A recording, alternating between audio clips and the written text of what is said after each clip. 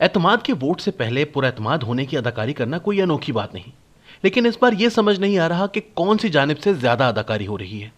وزیر اعظم عمران خان کو کوئی فرق نہیں پڑتا، یا کم از کم وہ ہمیں یہی یقین دلانا چاہتے ہیں۔ وہ ماسکو چلے گئے ہیں، ایک سیاسی اور عسکری طوفان کے بیچوں بیچ، اپوزیشن کی طرف سے جلد ہونے والے حملے کی پرواہ کیے بغیر وہ روس میں پوٹن سے ملاقات کریں گے۔ پیچھے سب کچھ ان کے وزرائے اعلیٰ اور دیگر وزراء سنبھال لیں گے۔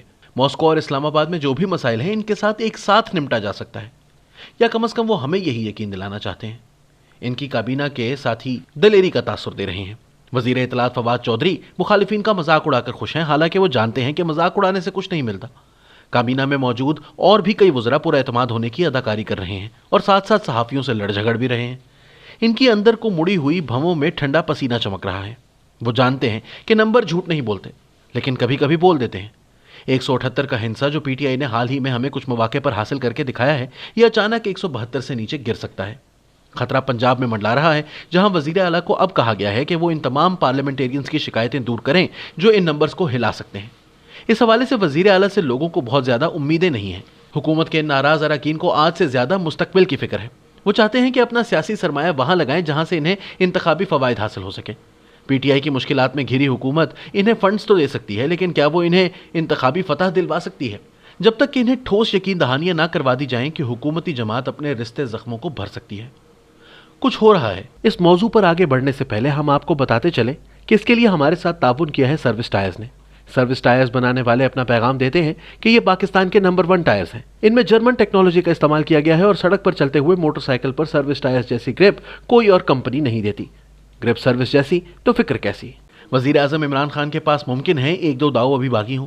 آخری صفوں میں موجود ان کے پارٹی اور اتحادی جماعتوں کے ارکان غور سے دیکھ رہے ہیں، بہت غور سے۔ وہ دیکھنا چاہتے ہیں کہ ہوا کس طرف چل رہی ہے۔ گردن یا آنکھ کا ایک اشارہ، کوئی سرگوشی، کچھ بھی ایسا جو انہیں واضح طور پر بتا سکے کہ کس طرف ان کا مستقبل محفوظ ہے۔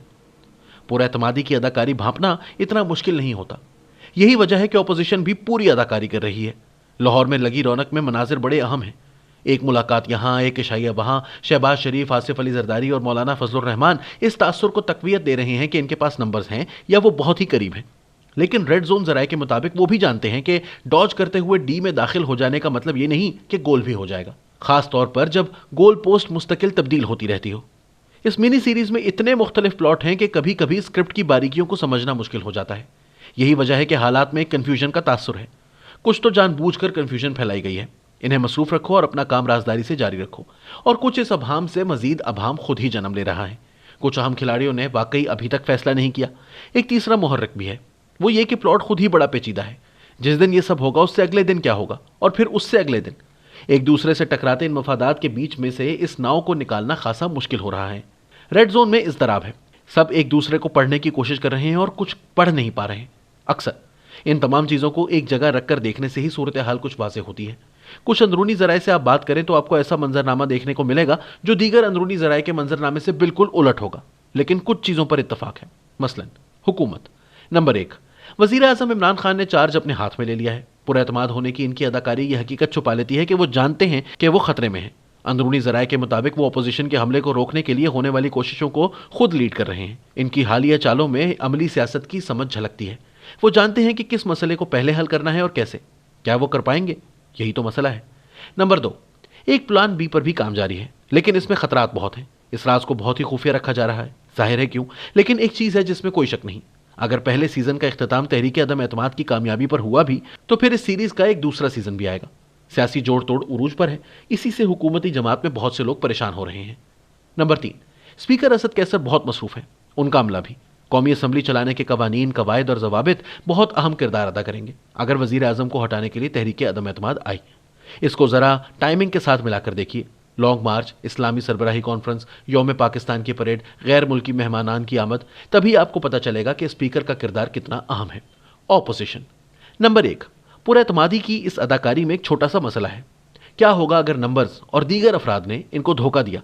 اندرونی ذرائع کا کہنا ہے کہ ایسی صورت میں عدم اعتماد لا کر ہارنے سے بہتر ہے کہ پیچھے ہٹ جایا جائے، اور پھر وہ اس یو ٹرن کی تعویل کیسے کریں گے؟ بہانہ یہ کیا جائے گا کہ وہ غیر جانبدار نہیں تھے، جنگ ہوتی رہے گی، پہلے جان بچائی جائے۔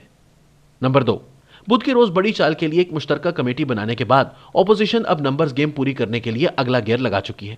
اسی لیے جہانگیر ترین گروپ کے ساتھ مذاکرات بہت اہمیت کے حامل ہیں۔ तरीन साहब मौजूदा सूरत हाल से आगे देख रहे हैं।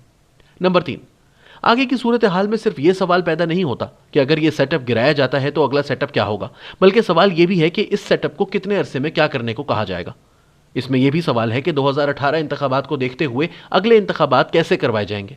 इसके लिए इदारों के अंदर एक इत्तफाक राय लाजमी है, चाहे यह बहुत मुफस्सल ना हो, और फिर इस पर अमल दरामद के लिए यकीन दहानियां भी चाहिए होंगी।